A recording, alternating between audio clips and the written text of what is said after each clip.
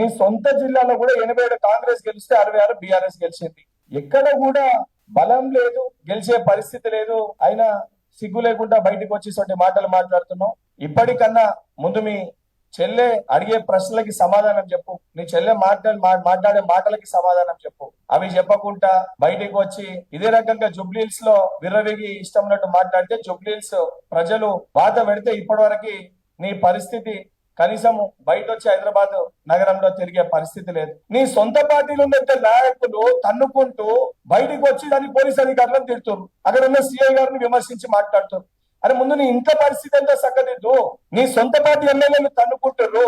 మీ BRS party కండువేసుకుని మీ కార్యకర్తలు మీ సొంత party నాయకులు కొడుతుండ్రు. ఈ రోజు పోలీస్ స్టేషన్ లో కేసులు పెట్టుకుంటుర్రు.